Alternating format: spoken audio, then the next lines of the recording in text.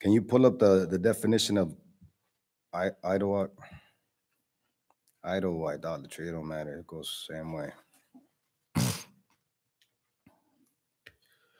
Idol, an image or representation of a god used as an object of worship. So an image, because a lot of us think, oh, image, okay, that's Caesar Borgia, or maybe Mary or Guadalupe or whatever you might imagine, right? But you kind of stop right there. An image, right? Or representation of a god. A god, remember, is a power. So a god could be anything, whether it's the money, chains, gold chains, a brand, your record label, whatever you get and put so much time into, more than the Most High. That becomes your power, your main, focus in life. Your wife, your son, your daughters, your family, your job. A lot of our people, their focus is their careers. And it's crazy. As parents, we tell our kids all the time, get you a good education, get you a good education. Proverbs 4:2 tells you, yeah, look, this doctor right here, right? It's a form of education that you need to be able to be successful. Joshua 1:8 tells you the same thing. But we focus so much in, a career. So guess what? From the jump, you're showing the kids, the family, to focus on what? Something other than the Most High. The Most High, the first thing he said when you look at Exodus 20, he says, look, don't set no other gods above me. Then he says, do not set up any images. And he also lets you know, because I am a jealous God, right? Visiting the iniquity, what is it, third to fourth generation of those that hate me? Hate me, yeah. That's everybody knows that in the world as far as the 10 Commandments. Even if they don't know the rest of them, they know those too. But they forget how deep the Most High goes in when every word that you read in these precepts, you really got to meditate on, You got to observe and really you got apps nowadays. Quickly go in. I always see this Jake doing it. Boom, check out this word. Oh, man, look, damn, it's deeper than what it is. Even us as students, congregants, whatever you want to call it, individuals that are already in the truth, sometimes we sit in these classes and just space out, daydream, instead of look, you know what? The Most High, this book right here is a spiritual book. The spiritual book right here, if you're asleep, guess what? you're getting taken by the current. It's constant that we got to, every time, remember the Most High said, we are just vessels. Brothers that be up here, all we do is relay the message. Is it your message? No. Not my message, it's the message of the Most High. History, Job 8:8, it says, man, inquire of the old days of your forefathers. That's the only way we're going to be able to understand what it is that we need to be doing, right? What else does the definition say? So an image, right, of worship that you set above anything else. A person or a thing that is greatly admired, loved, or revealed. Revere, right? Yeah. Something that you appreciate more than anything. It's crazy when you come into this truth. Sometimes, you look at it like, man, I got this unlocked. I'm good. Next thing you know, you are paying more attention maybe to your kids, maybe to your wife, maybe to your husband. Like I said, anything else, your music, your career, whatever it is, your hobbies, your dreams. So guess what? You're setting those things before the Most High. That's why Yahweh Shai came back. When he came through, he just came to remind us of everything that was already laid from the jump, right? That's all it was. So one of the words that you see here is image, right? And then that's what the Most High says in Jeremiah. Let's get Jeremiah right quick. Jeremiah, I think it's 19. That's what I'm saying. As soon as, you go up in these precepts, if it's a lesson in let's say 6 months from now, you could get the same lesson. Don't take that, don't look at it like a lot of us do. Like, oh, you know what? I got that topic unlocked. It's cool. Nah, because remember the Most High, we on his time. So if he's bringing up a certain topic, it's not only for you, but you got new Jakes that are stepping in, new sisters. But don't take it like, you know what, that's cool, I got it unlocked. Because there might be some precepts that, everybody, this lesson right here, this brother puts it together, he's going to bring out different topics, different points. My whole thought of even putting this together, I didn't even fully get to it. I really wanted to put the whole historical layout a timeline, but it's like, you know what? I found something. I got caught up in a couple of, accounts that I'm like, you know what? Let me just pull this out, God. you know, because it's so much that you cover. Imagine from Genesis to Revelation, that's thousands of years. But at the end, it's the same thing. Like I said, whether you call her Semiramis, whether you call her Virgin Mary, whether you call her Santa Muerte, whether you call her Easter, whatever it is the same entity, an idol that has no power. We could sum it up real quick with a couple of precepts. But then, we also got to find out what was it that our people were doing? Why did we desire a king when we had the most high power? Is that we don't get, even us here till this day, we still don't get it. All right, but get that just Jeremiah, what I tell you? Jeremiah 19. It's actually 17 and 9. 17 and 9. 17 and 9, yeah. Jeremiah chapter 17, verse 9. The heart is deceitful above all things and desperately wicked. And desperately wicked, right? Talking about the mind. Right here it says an image or representation of a God used as an object of worship. Caesar Borgia, that white Jesus, my brother said I don't even like using that terminology because it don't make no sense.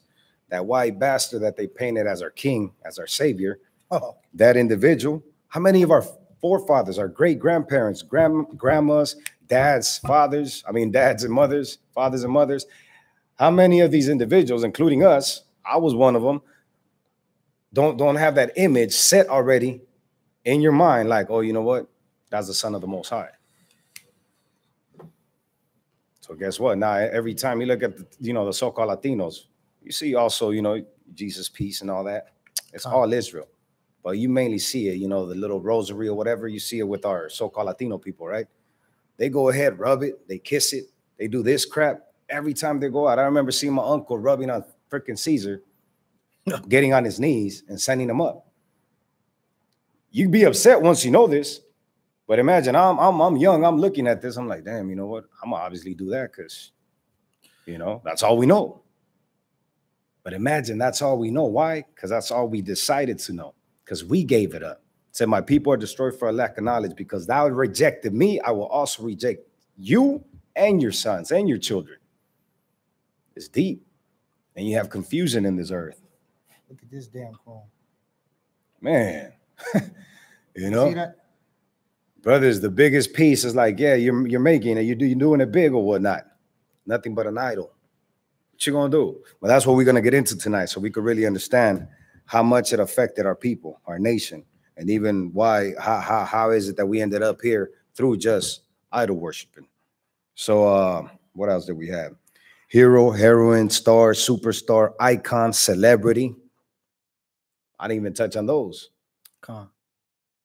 Cardi B, wherever the hell, all these rappers out there, right? They become so influential to our people that our little girls want to be like them. Our grown women that are supposed to be mature want to be and act like them. You bump a certain song, certain lyrics get you acting a fool. That's why it's like, man, it's deeper than just the surface, what we see sometimes. Remember, we wrestle not against flesh and blood, but against principalities, powers of the darkness, right? Those powers you can't see, but they're present all the time. They're in your head right now. Going back and forth. And the little ones, man, you know what? I miss Christmas. I used to get presents. So you should think and go back. Like I was talking to my son, like if you knew these precepts, what the hell? Miss Christmas. I got Purim. I'm cool. Dedication, 8 days, Purim, Nicanor. And they're knowing like this is no fairy tale.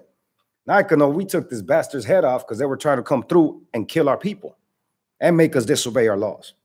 So that right there, that foundation, ain't nobody going to shake it. Unless you become a reprobate, then, that's it. But if you really, that's where the Most High, through Yahushua said, man, make sure that you like a city with a wall. Because a city without a wall, what happens? Fall. It's going to fall. No defense, right? So you got to have that protection. Look at Esau, how hard they going in and try to build that wall, right? Man, they show you. But guess what? We forget the principles. But let's go. All right, now let's go into it. Let's check out, what happened as far as historically. So we could start off at let me see, go to Joshua. Probably go back and forth with it. Yeah, go to Joshua first. Go to Joshua 24. Joshua 24, and we're going to start at verse 2. So you guys understand who we came from, right? Israel originated after Jacob. Because that's a lot, you know, sometimes, I don't know if Jakes just don't study or just throw stuff out sometimes. Talking about Israel being the oldest nation. Nah, we're like one of the youngest, actually. So Israel came into the picture after Jacob, right?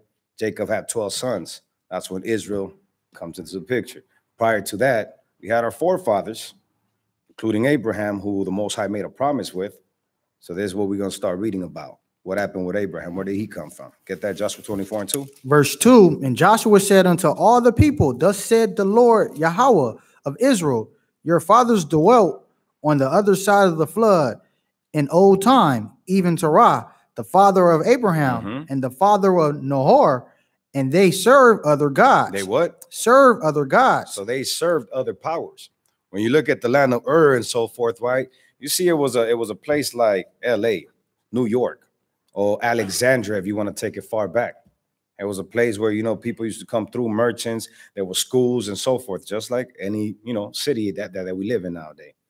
So these individuals, you know, Abraham's great-grandparents, they served other gods, right? But what happened?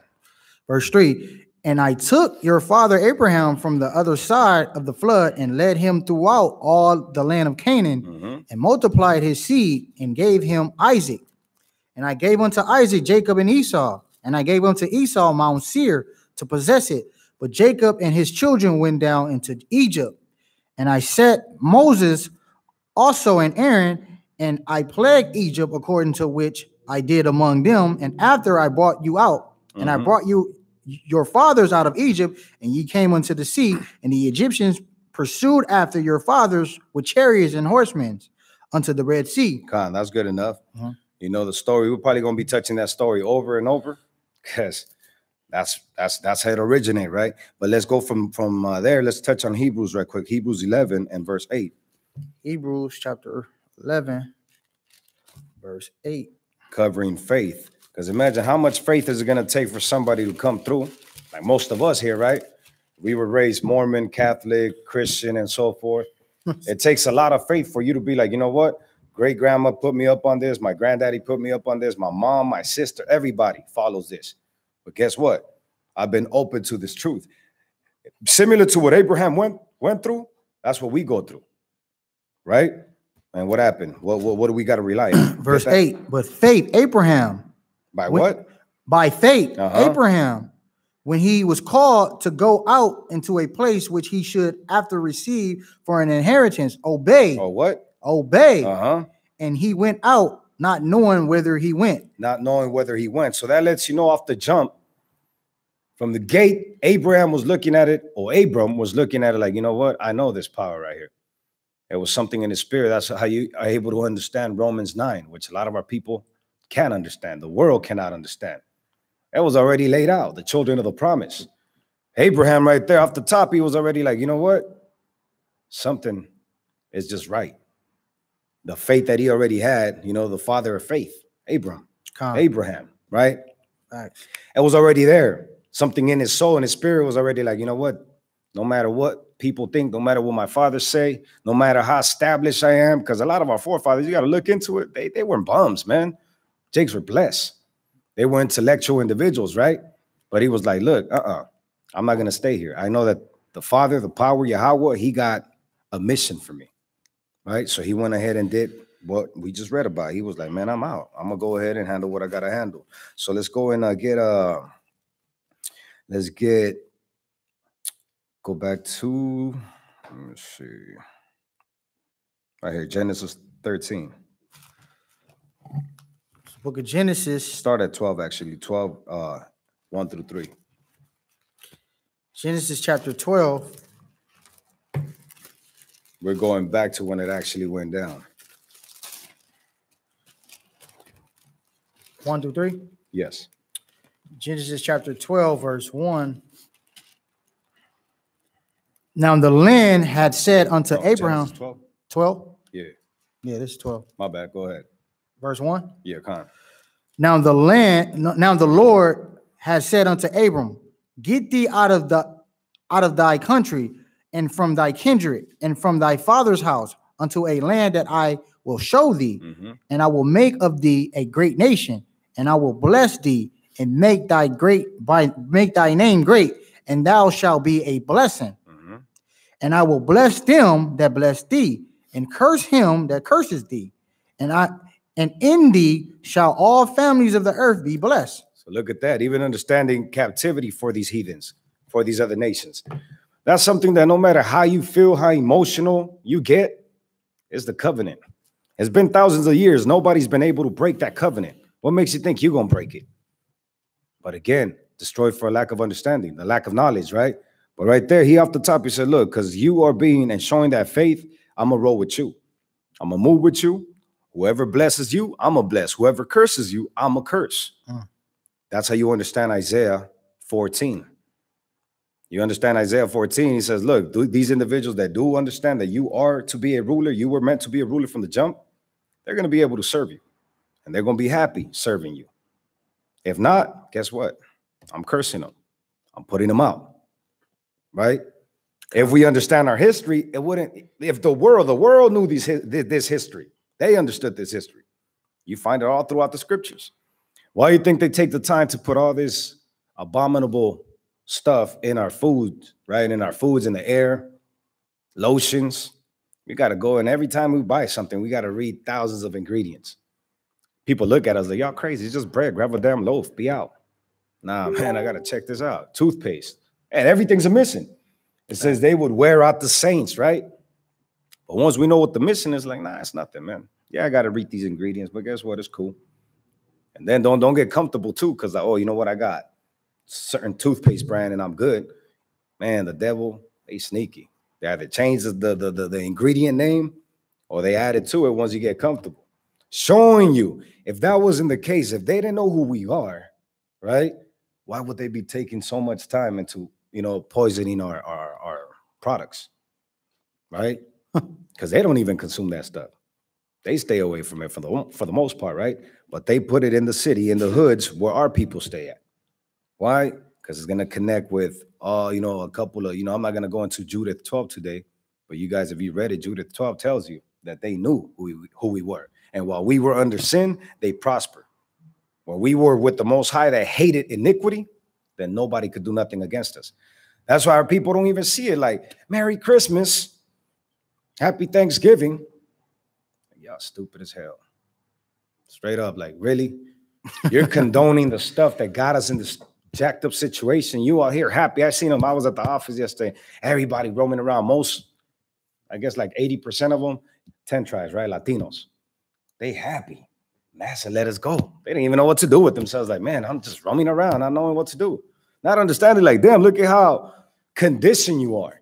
So happy, like a damn animal that you just give a little bone or whatever, right? That you give a treat to.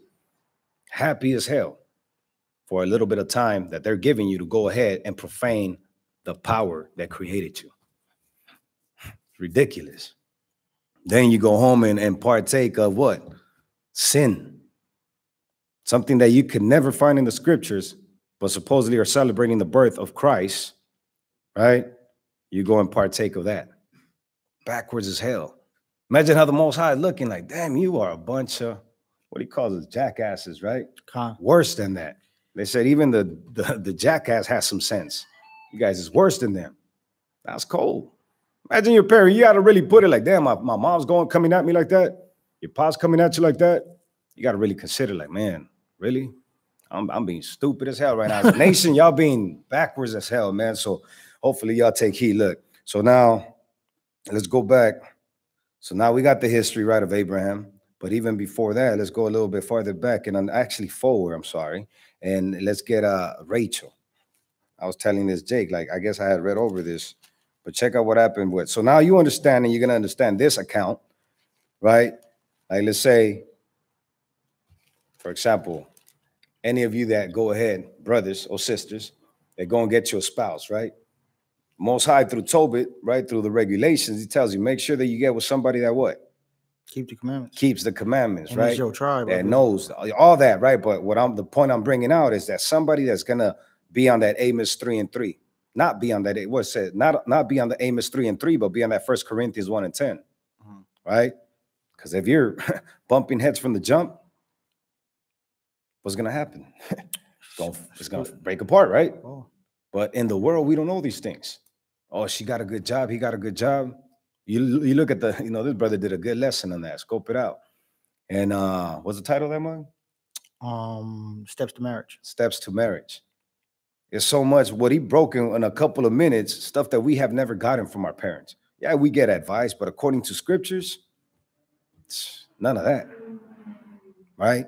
But imagine she's Catholic, you a Jew, or whatever, you're going to be bumping heads. Now, let's stick to what it is right here. We Hebrew Israelites. You got to check what you're getting. That's why the sister told his brother when he left, Jacob, right? Look, go get your wife from your own, from our people. Because at least that way you know the history behind them. You know that they come from a good stock. But at the same time, you got to understand, like I said originally, Israel was non-existent, right? But the statues, let's go prove that point first. Genesis 26 and 5. Genesis chapter 26, verse 5. Because that Abraham obeyed my voice and kept my charge, my commandments, my statutes, and my laws. So he said, I chose and I was working with Abram because he off the jump, from the get-go, he knew that, look, I got to be obedient unto the Most High, right? So it's not like these laws were new. These laws were already out there. Remember, there was one law for who? The stranger and everybody else, for Israel and the stranger. Since the days of Adam, these laws have been there, right? That's a fact. Why was it that, let's get to that. Let's go back to the images, right? Let's go to Genesis 1 and 28. Cover that part. I don't want to go forward too much without covering what happened in the past. Get that, Genesis 1 and 28. Verse 28, and Yahweh blessed them, and God said unto them, be fruitful and multiply. So imagine this. One has the Most High, desire any evil amongst his creation or towards his creation. I never read that. Remember, death came upon us because we chose to, sin. We were supposed to be immortal. You could check that out in the book of Wisdom of Solomon, the first and second chapter cover all that. He says, look, I made you to be immortal. Because of your curiosity and your sin, guess what? Israel. You found death. What is he telling us right here? And God blessed them. Mind you, this is humanity right here. He said he created man and female, male and female. And God blessed them, and God said unto them, be fruitful and multiply. Go ahead. And replenish the earth and subdued it. And subdue it. That means to rule it, right? To subdue the earth. That means, guess what? For you to subdue something, are you weak or are you powerful? You gotta be powerful. You gotta be powerful. So he said, look, I'm making you in the image of me. So me as the Most High power, I'm making you similar. Therefore, now you gonna rule whatever else I create on this earth. Ain't nothing gonna be greater than you, except for obviously the Most High, right? And his angels and so forth. So he's like, look, subdue it and have what? And have dominion over the fish of the sea and over the fowls of the air and over every living thing that moveth upon the earth. Right? Every living thing that moveth upon the earth. So from the beginning, the Most High was like, look, you're going to subdue all these things. And if you continue reading, he says, you're going to have the knowledge of all these herbs and everything, the meats that you got to eat, this, that, and the third, which is what Solomon prayed for. Solomon was, an expert and knowledgeable in all kinds of things. People would just come and sit and listen to this brother, talk. Just teach them. Imagine he wrote so many songs, books, and stuff like that. These are the things that the Most High left for us. Imagine the stuff that he had archived in his, within in his time lifespan. A gang of stuff. Why? Because he knew the importance of that until he ended up slipping. And it wasn't because of the wives, because I'm not even covering that tonight. But again, it was the wives that made him what? Follow idolatry. Follow their gods, right? So now we cover that. It says, go to 28. I mean, you read 28. Jump down to, let's see what I want. 3 and...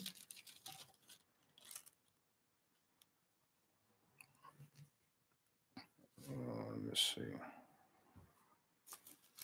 Hold up.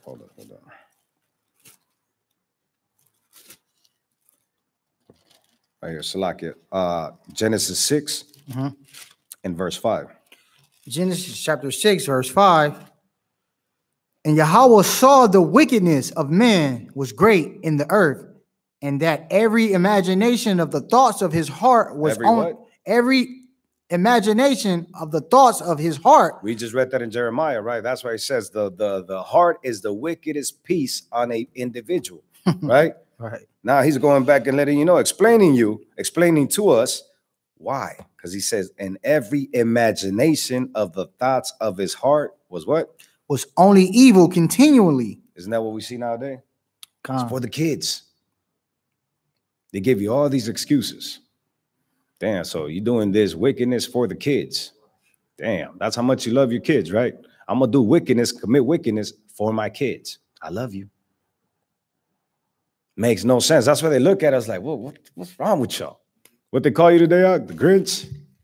You know? But it's like, nah, we out here because we really care for you. We go through these, you know, we out here in the book constantly trying to figure things out, trying to figure out methods on how to relay this to our people so it can make sense. It's not that difficult. All we should really be doing is opening up this book and getting it. But that's not the case, unfortunately, right? Because it didn't work when the plagues, we go and read about all those plagues. All that wasn't enough for Israel to really understand, like, oh, you know what? I ain't going to mess with this individual right here. This power right here is the most high power. I ain't going to give him no trouble. Because if not, how am I going to escape his hand? How am I going to escape his wrath? Right? But that's why we're in the situation we're in. So it says, and his heart and the thoughts of his heart was only evil continually. Go ahead. Verse 6, and it repented the Most High that he made man on the earth, and it grieved him at his heart.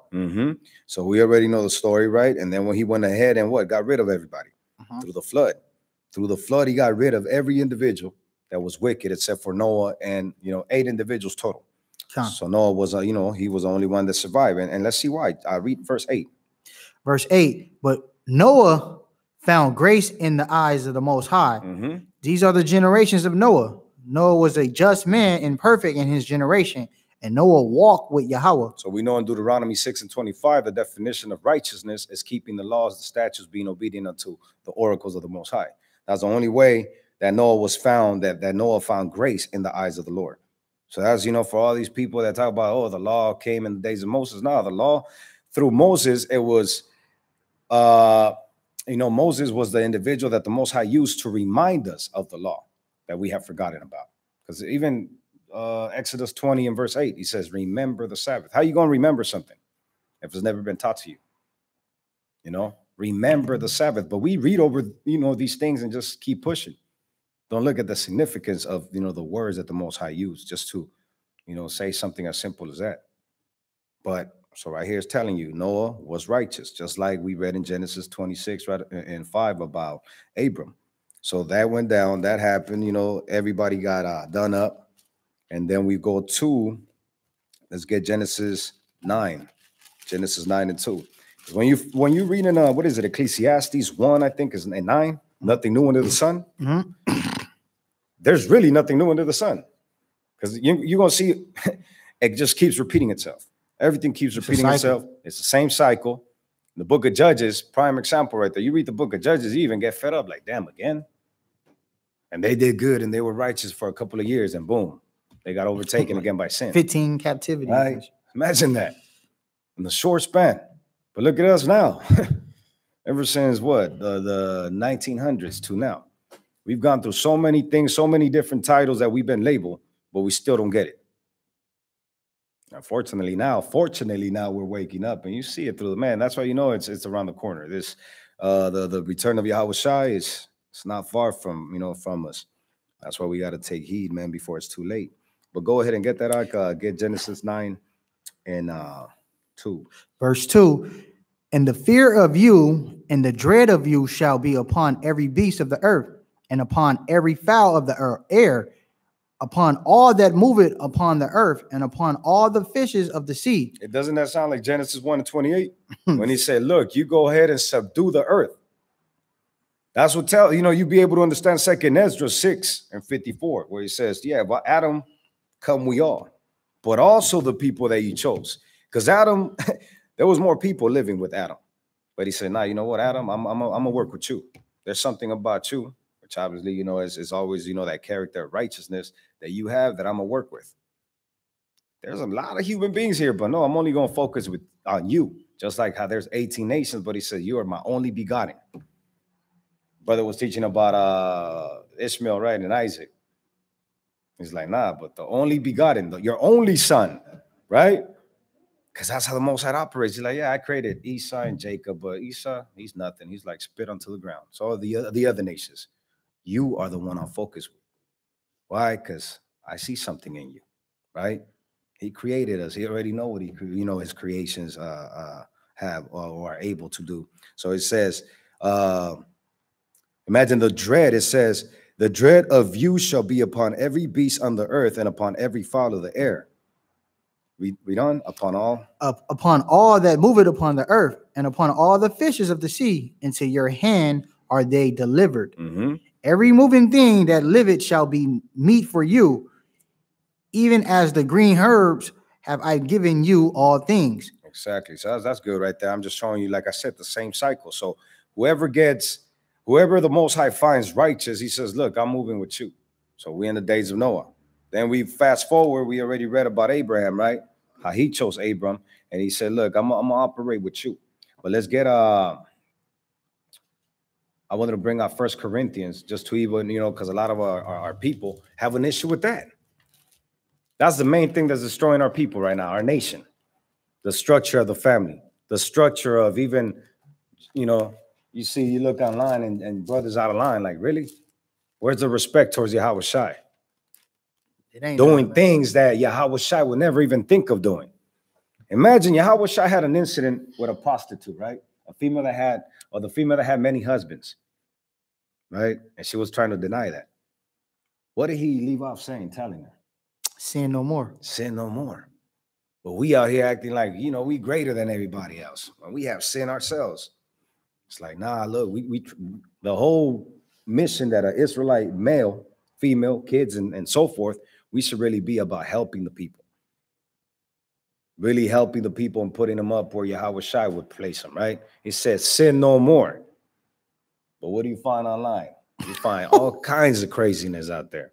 Ourselves degrading our own people. Ridiculous. But that's why then this doesn't go forth. Get out 1 Corinthians 11. Because I'm talking about dominion, right? I don't know if you follow. Sometimes I might lose the people, but we're talking about dominion here. Genesis 1:28, Genesis 9:2 is dominion. Is he talking to the women? No. Noah was a male. Adam was a male, right? Moses was a male. All the way through. Yahweh Shai, Paul, males. Who did he create first? Males. How did sin come about? Through the female. Why? Because he said the weaker vessel. And it's not to knock anybody, but just so you guys could understand the structure. Us without Yahweh Shai, we ain't nothing. Fact. Yahweh Shai without the Most High, he's nothing. That's a fact. God, Yahweh Shai. Let's read it. 1 Corinthians. Start at verse 1? Yeah. Verse 1. Be ye followers of me, even as I am also of Yahweh Shai. Imagine this. This is Jake in the New Testament just reminding our brothers what the protocol is, right? Go ahead. And I praise you, brethren, that ye remember me in all things and keep the ordinances as I delivered them to you. But I would have you know that the head of every man is Yahweh Shai, and the head of the woman is the man, and the head of Yahweh Shai is the Most High.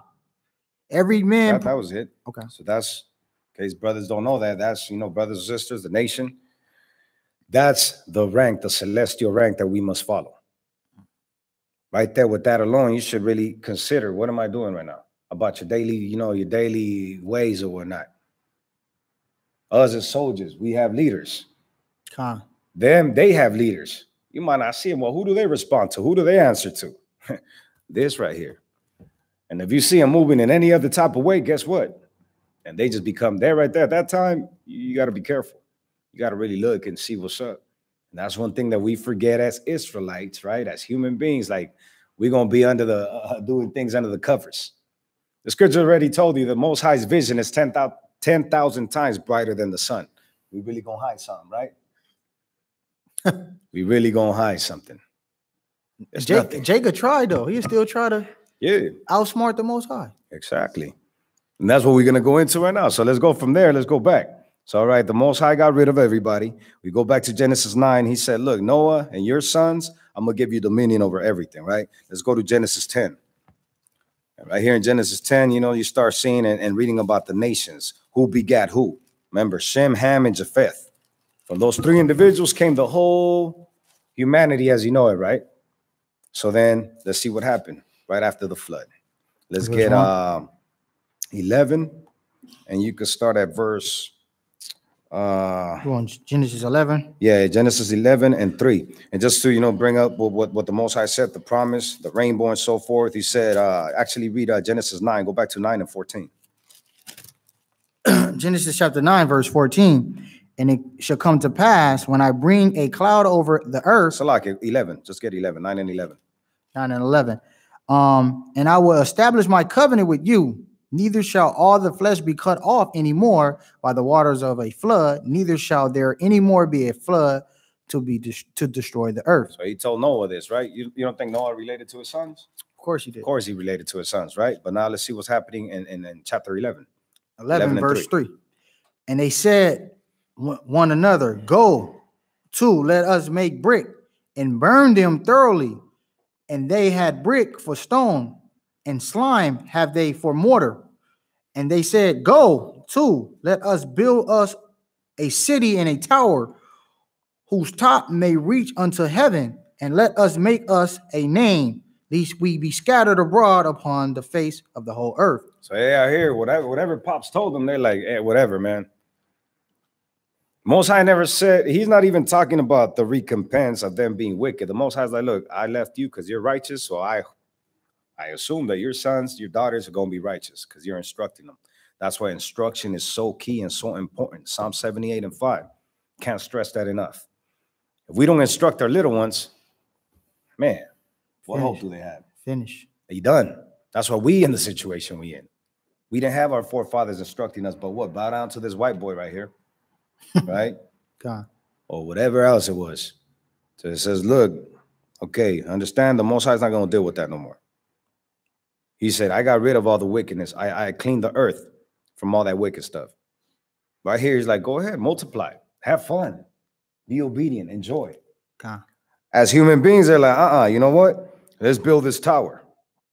Try to outsmart the Most High, because in case he does bring another flood, we'll be all right. Stupid as hell. Like, you didn't just see that the highest mountain was underwater for 150 days, right?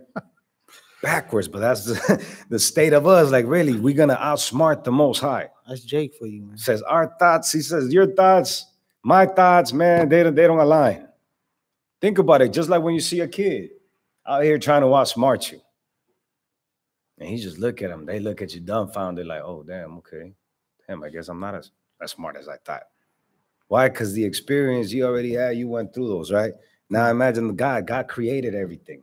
So he out here, but guess what? Not Israel. Humanity was like, nah, we're going to go ahead and build this tower, build this image, this idol. So we jump to verse 6. Verse 6, and the Most High said, behold, the people is one, and they have all one language, and this they begin to do, and now nothing will restrain from them which they have imagined to do. So Most High was already ahead of it, right? He's like, look, man, obviously what they're planning is not going to be right. So he's like, man, I got to put a stop to this. Always you see that the Most High, his concern is to try to keep us right before we slip up. Before he came and hit us with anything, they didn't give us warning. Even through Noah, look, get it right. Get it right. Get it right. Nah, it's cool. We good.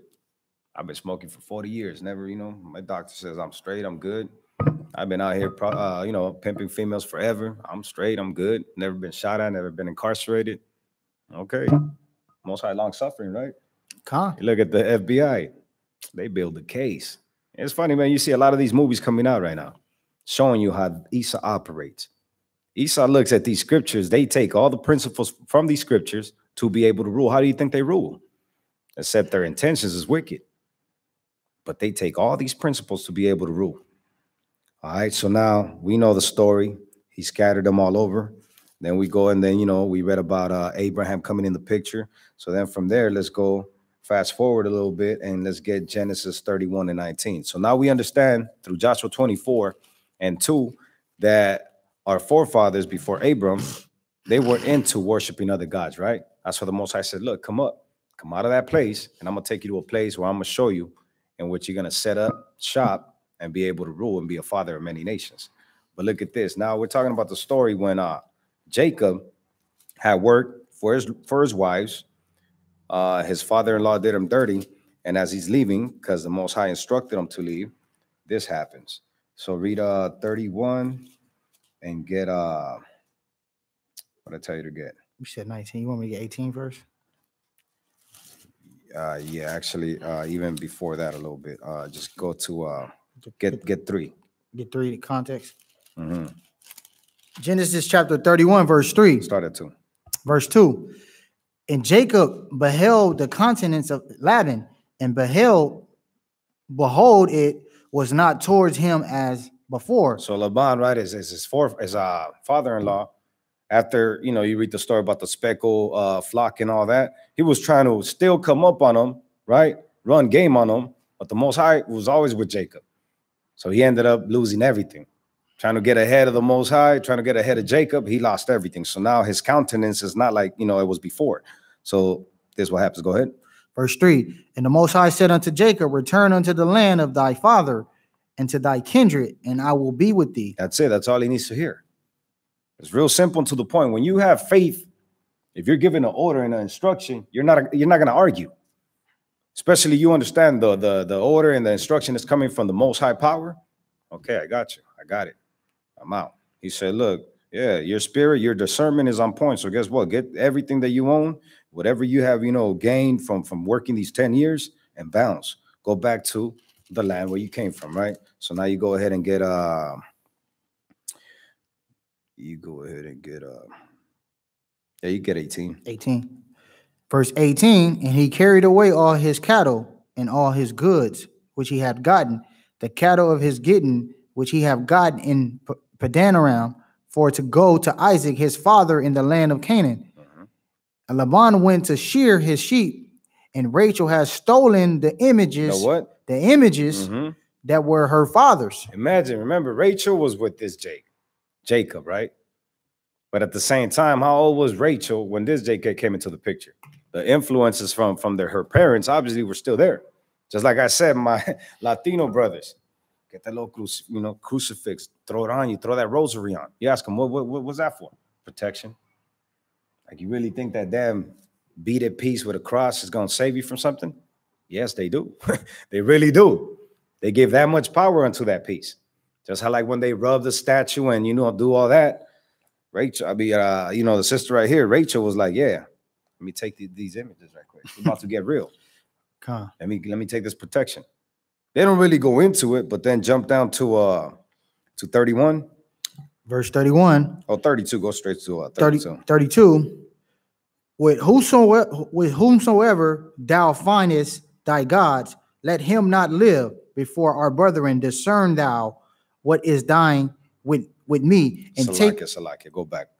Start at 30. 30, verse 30. And now, though thou wouldest need to be begun, because thou sore longest after thy father's house, yet wherefore hast thou stolen my gods? So this is after he explains, like, look, I honestly thought you were going to flip on me, take your daughters away, take everything I earned away from me. So I decided to leave. I'm going to my father's Isaac's, my native land. So he's like, okay, cool. I see that. I understand all that. But why have you stolen my gods? Like, why are you taking my idols? Why are you taking my pieces with you? Right? So go ahead. Verse 31. And Jacob answered and said to Laban, because I was afraid, for I said, peradventure thou wouldest take by force thy daughters from me. But look at what he goes in when he's talking about the idols in reference to the idols. Go ahead. Verse 32. With whomsoever thou findest thy gods, let him not live. So you think Jacob gave a damn about those idols? He out here unaware, like, what are you talking about? Go ahead. Whoever has them. You think if he knew and he knew his wife had them, the female that he worked 14 years for, He would have checked it from the jump. Like, what the hell are you doing with that crap, man? Leave that BS out. We ain't taking that. Man, the Most High told me to flee because my life is in danger. Guess what? And now you bringing that garbage with you? Obviously, he's unaware, right? So he says, well, whoever you find these pieces with, man, take their life out. What? Go ahead. Before our brethren discern thou what is thine with me, and take it to thee. For Jacob knew not that Rachel has stolen them. So, you continue with the story. The point that I'm bringing out is that these damn idols, they always, somehow they get in the mix. Could let it go. They always get in the mix. That's why instruction is so necessary. Meekness is so necessary. Humility is so necessary. Because without it, we feel like, nah, you know what? The story of the Babylonian garment, Akan, right? The individual, that went ahead, and the Most High said, look, whatever you do, destroy everything. Don't bring nothing back. Akan brought back a Babylonian piece, a little fly, garment that he liked. He put that mug away.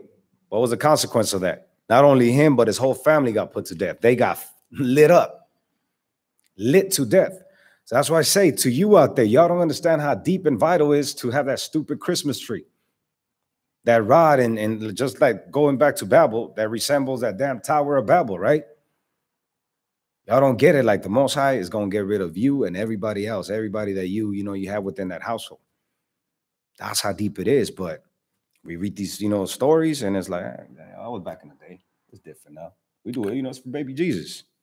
It's for, the kids, whatever. Most High ain't going to look at you like, oh, yeah, it was for the kids. Okay, cool. I get that. Nah, he's like, man, you obviously don't know what these scriptures hold. So guess what? You're done. All right. Akan, his whole family got lit up, got put to death. So now let's get Psalms. Psalms 2 and verse 1 through 2. The book of Psalms, chapter 2, verse 1.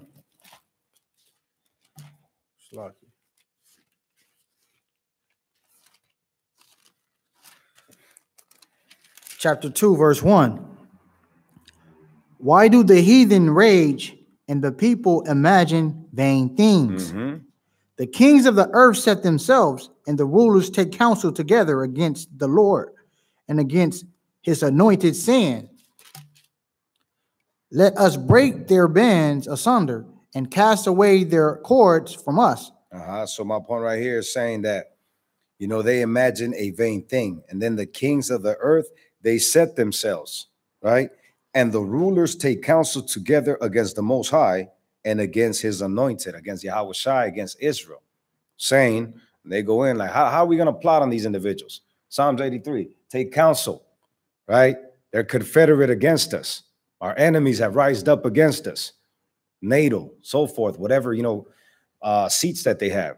On a daily, they're plotting on how to destroy Israel, because they know that it's a fight that they're not going to win, but they're going to do their best to try, to take us out, which they've done a good job. But it's showing you right there. Look, these individuals that set themselves up, like back in the days of the days of Babel, the Tower of Babel, they're like, nah, let's go get together. Yeah, you know what? We put a tower together. That way, if anything happens, we're going to outsmart the Most High. That's what the Most High said, man, they imagine a vain thing. Oh, you know what? We're going to celebrate this nonsense right here. We're going to give power unto, Nimrod, Tammuz. We're going to give power to this golden calf right here. So idolatry is real vital when it comes to understanding the situation that we're in. Let's go to Daniel 9 and 8. This is how the Most High looks at it. The Most High is from the, just scoping us out. Actually, before you switched up, read verse 4. So I can go back. Again, Psalms 2 and verse 4. Look how the Most High looks at it. Psalms 2, verse 4. He that sitteth in the heavens shall laugh. The Most High shall have them in derision. Derision, right? Just confused. The Most High is looking like, it's like I said earlier, he's just looking at, look at these fools. I just cover the whole earth, and they out here building a damn downtown building. Like that's going to save them. He's just laughing. He's like, man, the one that sits in the heavens, he just laughs like, damn, really? Okay. I'm going to put you in this confused state. Because remember, he said, all right, they have imagined things that are not going to be proper. So guess what? I'm going to go ahead, break their language, cause Babel, which is confusion, which is what he says right here. The Lord shall have them in derision, meaning just confused, just lost. You know, I explained to a Jake I was breaking down the other day. It's like, look, imagine your sister believes in Scientology. Your mama believes in Jehovah's Witness. Your dad's a Christian. Or your mom's a Catholic, your dad's a Christian. You coming together tomorrow. Your dad's ain't going to be there. Your mom's is with it. Your sister there, but she ain't there for so-called Christmas. She's just there for the family. God, man, you come from the same stock, but everybody has a different understanding and a different power, a different God. Kind of, how are you going to go forth as a unit? Then you wonder, damn, how come all the other nations prosper and we always right here at the bottom? When we have a bunch, you know, we have a good net worth as a nation. We're the greatest consumers, but we have the worst living conditions ever. You look at Chinese people, they come through, they prosper. Armenians come through, they prosper. Because their one goal is the same as all the other family members, right? Us out here, we're trying to be like everybody else. Everybody else on this earth, we're trying to be like, instead of being how we were supposed to be from the jump, which was going to make us, you know, to be rulers on this earth. Huh. Again, confusion of faces, right? Which is what we're going to get Daniel. And Daniel 9 and 8. Daniel chapter 9, verse 8. O Lord, to us belongs confusion of faces, to our kings, to our princes, and to our fathers, because we have sinned against thee. Because what? We have sinned against thee. That's the reason why we don't understand anything. He says, look, man, just you guys want to take and act like, you know, you're going to set yourselves up. You're your own power. Okay, cool. Because you have sinned, guess what? I'm going to cause this confusion to come upon you. It says, foolish Galatians, who has bewitched you? It's like our people right now. Foolish Mexicans, foolish blacks, who has bewitched you to follow through and celebrate Christmas? To think that, you know, Pesach, you're going to keep the Passover by having your kids dress up in Easter outfits and go search for eggs that a bunny can't even lay. Or right now, you're waiting for a white boy with a beard to come through your chimney, right? Well, I guess that was last night. And you out here opening presents. See videos, oh, Santa Claus caught, you know, live or whatnot. It's like stupidity. Stupidity left and right, but this is what we show our kids because we love them. That's what it says. Because of sin, we are in this state of confusion. To us, you know, belongeth confusion of faces, not understanding who we are and what our mission is. Let's go get Genesis. 13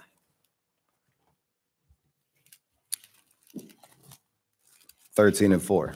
Just going back to our forefather. Book of Genesis, chapter 13, verse 4.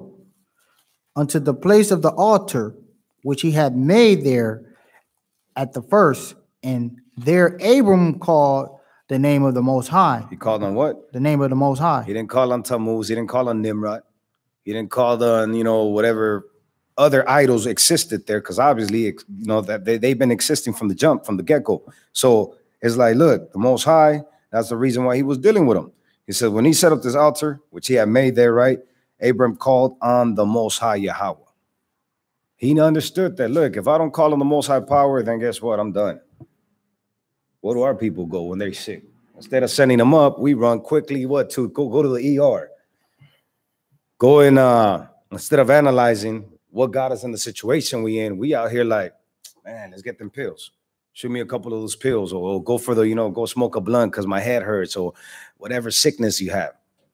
You're setting these things to be gods instead of the Most High power. Idolatry. It talks about that. Let's cover that right quick. Go to Sirach. I'm saying with these scriptures, everything is in it, man, for you to really understand what is that you got to do to be able to survive in this, you know, in this hell that we in. What is it, 37? Yeah, 38 actually. 38?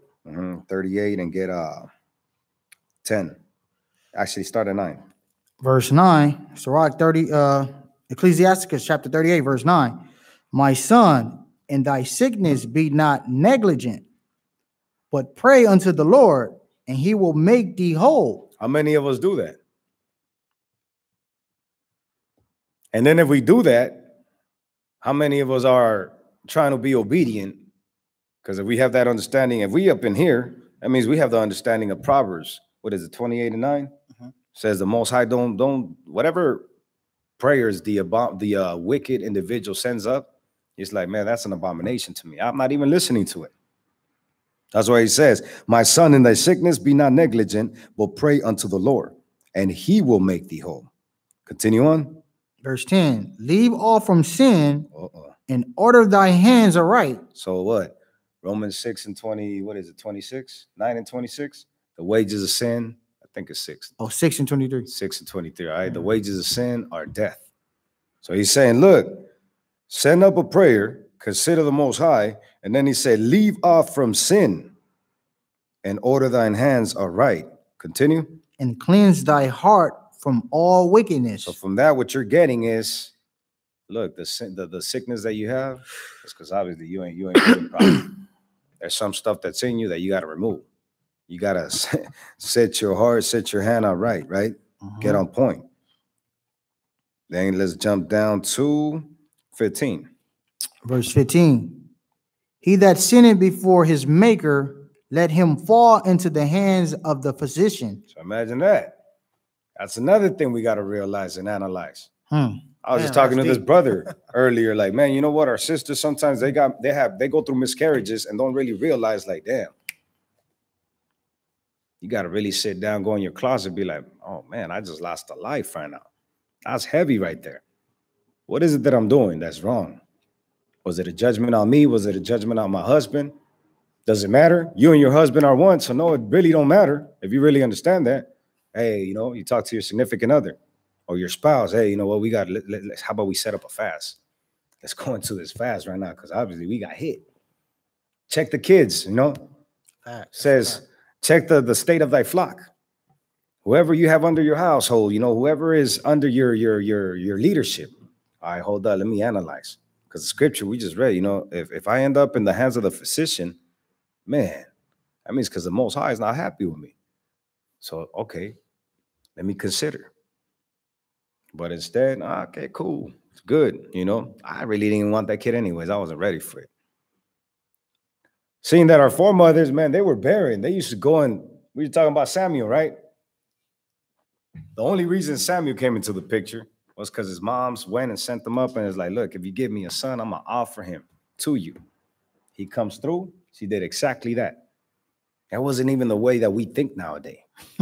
It was like, man, I know what the blessing is, even the duty of a brother. That's what a lot of you sisters out there got to understand.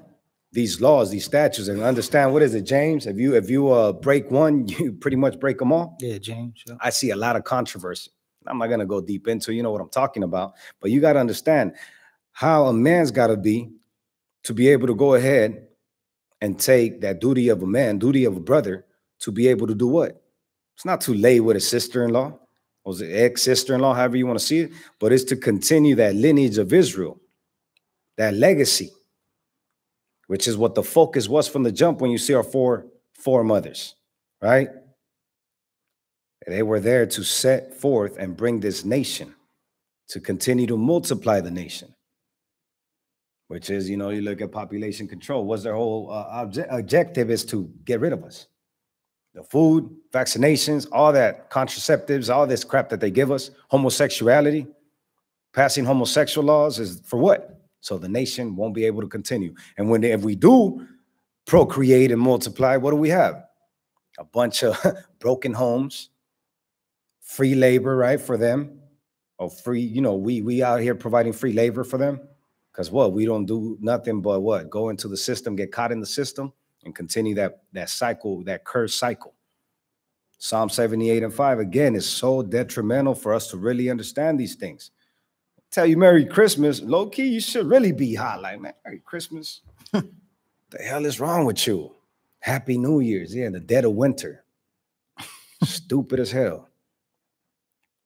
We low-key take this, you know, lightly, big time. So right here, Daniel, you know, was telling us the confusion of faces and so forth. Let's go back and What I tell you to get 13 and 4, you got that. The Most High, Abram called on the Most High. Come. Get Genesis 15 and 7.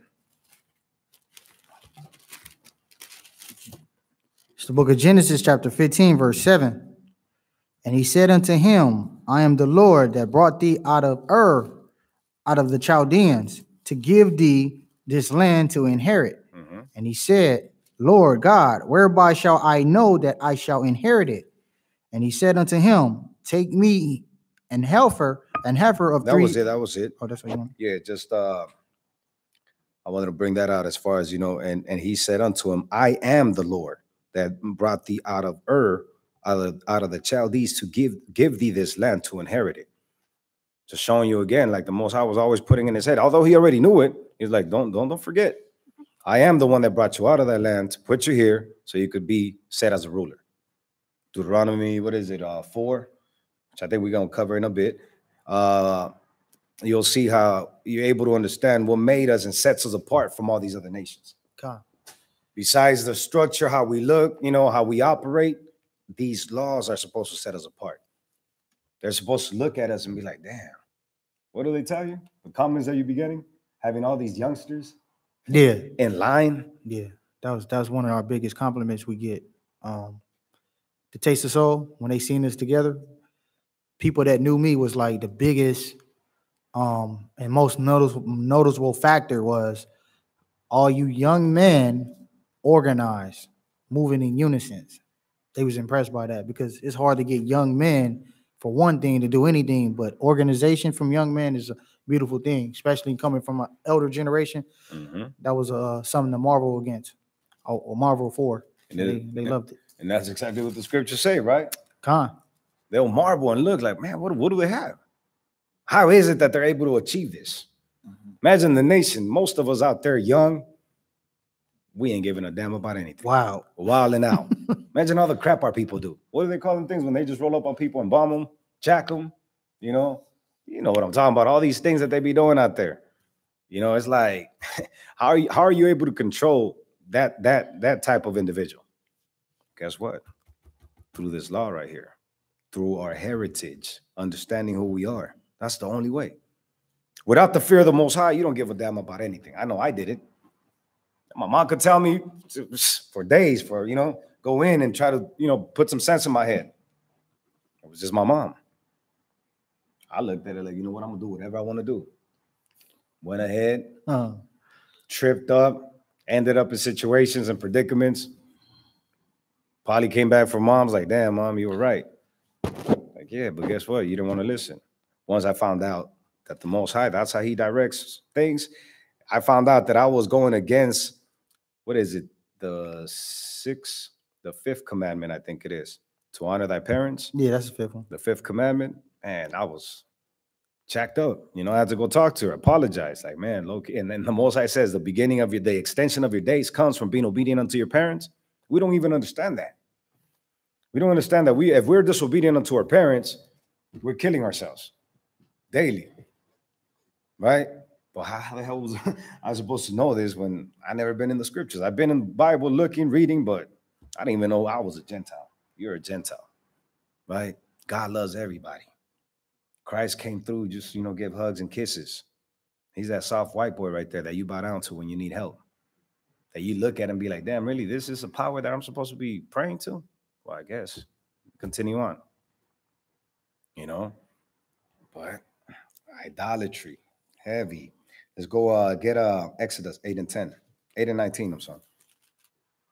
8 and 19. It's the book of Exodus, chapter 8. Going and really, understanding a little bit of the history, how the other nations will see the Most High. These are the magicians of the Egyptian, right? Of the Egyptian people, the Pharaoh. Go ahead. Verse 19.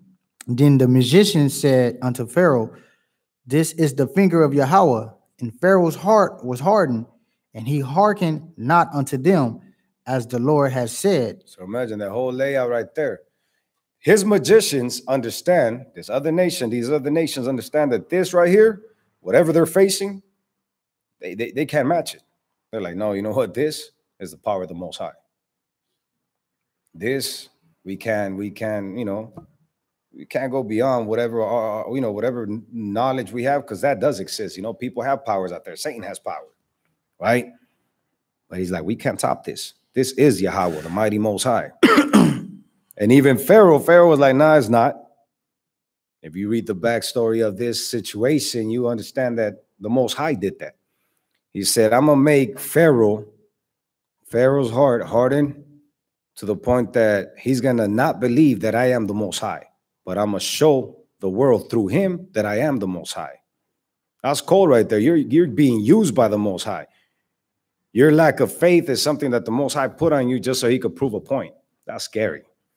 You messing with a power like that? Come on, think about it. It's scary, but our people don't consider, right? So just right there, that point, the magicians, they had no might against the Most High. Let's go to another account. Let's get Exodus 8 and 26.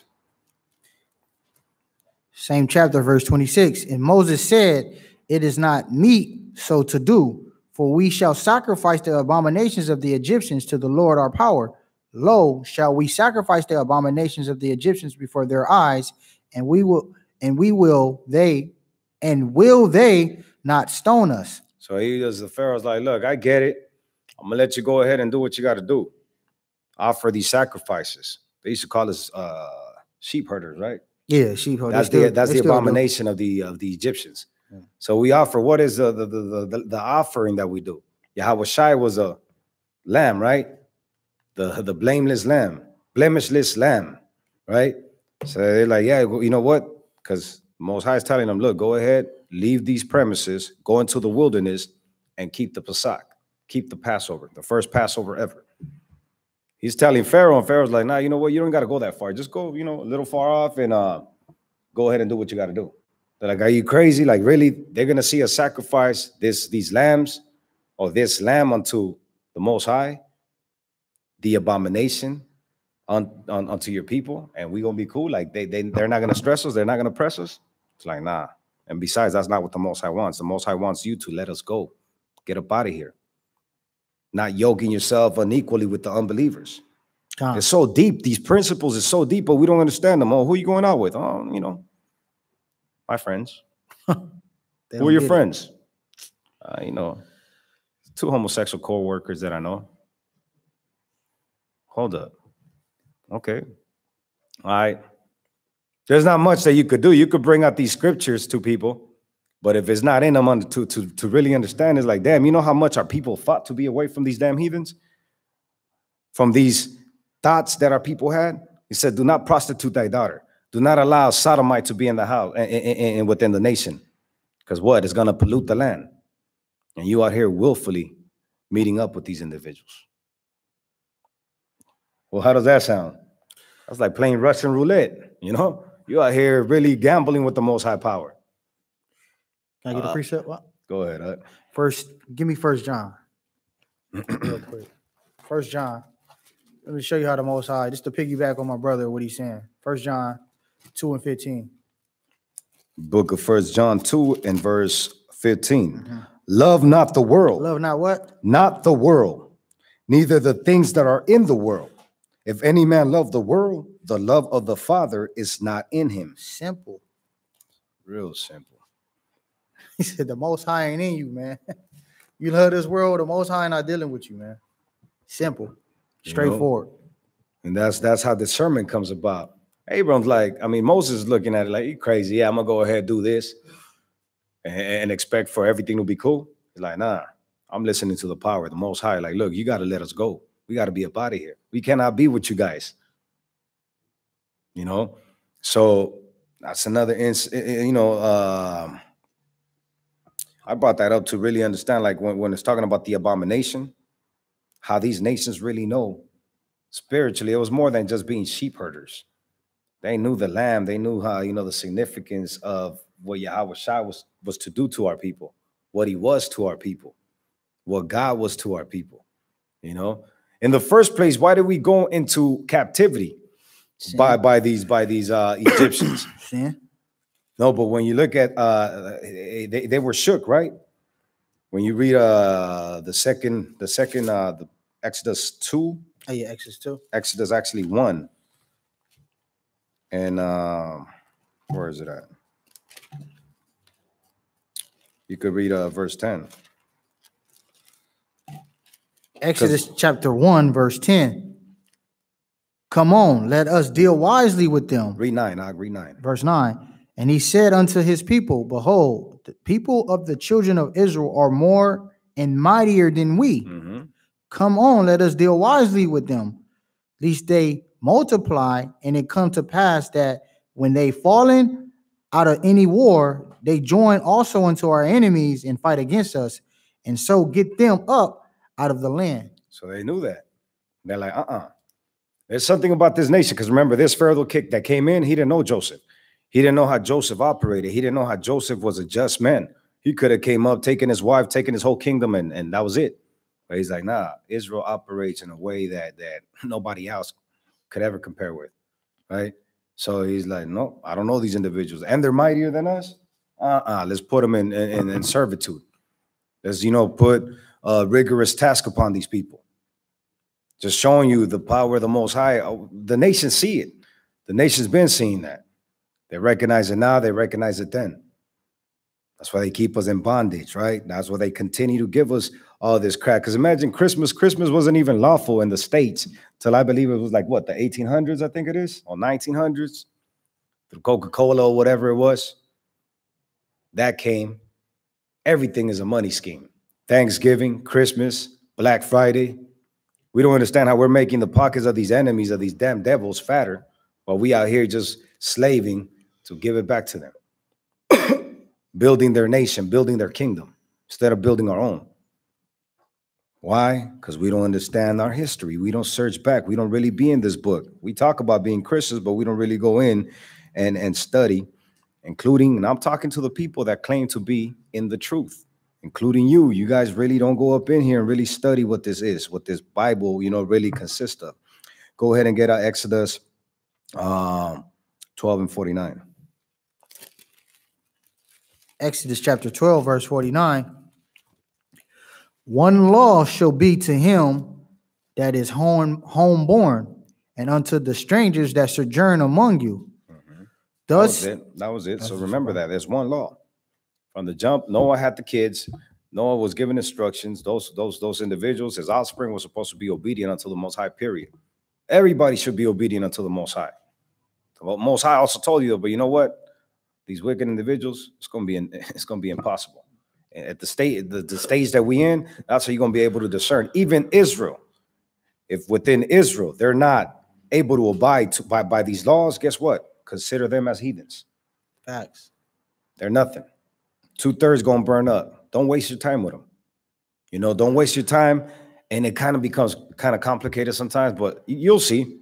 I mean, do build with these individuals, but it comes like you in like maybe 5. I mean, I can't even give a time frame. You'll be able to understand through the discernment, through your understanding, if they're worth, really working on or not. Well, the scriptures say after the second and third ammunition. Yeah. But what I'm saying is, like, when they really don't understand it, because it comes, you could come into the understanding. The second and third ammunition is like, okay, they got some type of understanding, So you could put this word, basically our mission is just plant the seed. Plant the seed and let it be. Plant the seed, let it be. The Most High will, do the rest. The Most High will do the rest, but you'll be able to see like individuals that are in this walk, and you see them, doing certain transgressions. You like, you know what? I'm gonna put my guards up and really look out and see, because like the Jake just said, after the second ammunition, I ain't gonna trust you no more. I'm gonna let you go about your business and consider you part of the 2/3. Go ahead and get what I give you, Exodus 12 and 49. Want it again? Yeah. Verse 49. One law shall be to him that is homeborn, and unto the strangers that sojourn among you. That's it. All right, so let's go from there. There's one law for all of us. Get Exodus 15, 1 through 7. Exodus chapter 15, verse 1.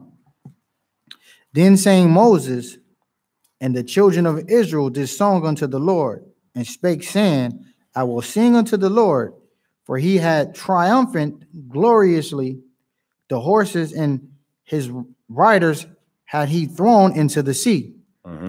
The Most High is my strength and my song, and he is become my salvation. He is my God, and he will prepare, and I will prepare him an habitation.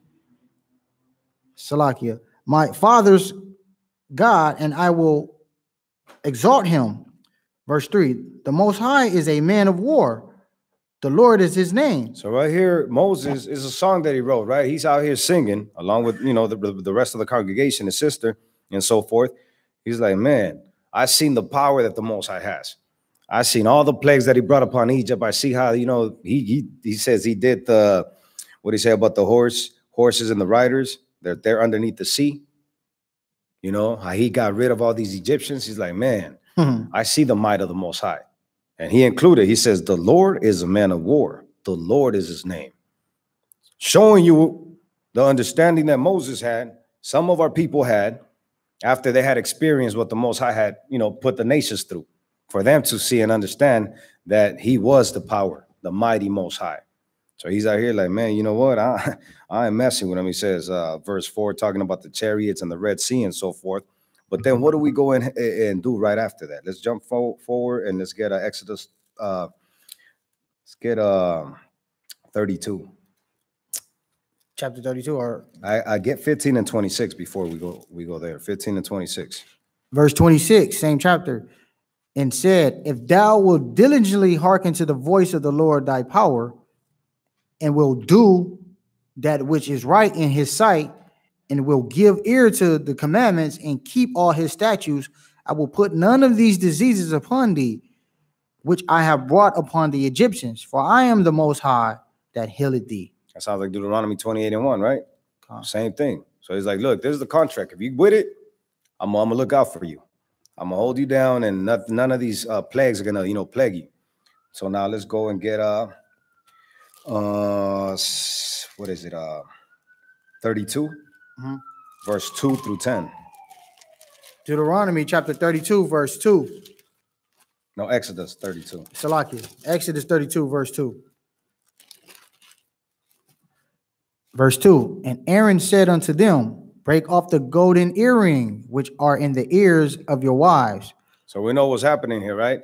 Moses is up for 40 days talking to the Most High, getting the instructions, getting everything, prepped up so he could come and teach the people the laws and so forth, which already, if you go back, he already talked about the Sabbath and so forth, the commandments. Exodus 20 talks about the 10 commandments, right? So Moses is here making sure, he's following the instructions of the Most High. He's like, go ahead, look, I'm gonna give you the manuals, basically what we have here nowadays, give you the scriptures, so you go ahead and give the people and guide them the route that they're supposed to go ahead. So, go in so they could be prosperous and so forth. So right now it's saying, and the people saw that Moses delayed to come through. So go ahead and read. Break off the golden earrings which are in the ears of your wives, of your sons, and of your daughters, and bring them unto me. So imagine, they had already seen, this generation saw all of this go down, right? All the plagues, the sea parting, the song that, Moses wrote, them right there dancing, having a good time, understanding the Most High is a man of power, a man of war, They seen all of this. But immediately after 40 days that Moses wasn't in the picture, they start doing this. He said, come on, give me all the gold stuff that you have, earrings, everything, so forth. Bring it forth, right? To do what? And all the people break off the golden earrings which were in their ears and brought them unto Aaron. And he received them at their hand and fashioned it with a graven tool. And after he made it a molten calf, and they said, these be thy gods, O Israel, which brought thee out of the land of Egypt. Blasphemy, right? God. Imagine that. But showing you the influence. Aaron, for the most part, he was on point. But all that influence, all that, people getting in his ear, he was like, man, you know what? Okay, Moses might not be coming back. So let's go ahead and build these, molten images of gold. And I'm going to tell the people, these are the gods that brought thee out of the land of Egypt. The Egyptian gods, because mind you, we were in Egypt for over 400 years. We came in solid, about 70 souls. Then we multiplied to thousands, millions, right? We came out of that land. So imagine, how many years have we been in America? How old are you? All the influence that you've gathered from the place that you live in. Mm-hmm. So now imagine 400 years. That's a couple of generations. So these generations obviously seen all these golden calves, all these, look at Egyptian history, all the gods that they had. Sick history too, man. Crazy when you look at how the creation and all that, how they view it. Makes no damn sense. So our people were caught up in that. You could see that when you read Leviticus 18. Let's go there. Leviticus 18. So for over 400 years, we had been, I guess, Hellenized by the Egyptians, right? Mm-hmm. We got this. Go ahead, read 18 and 1. 18 verse 1.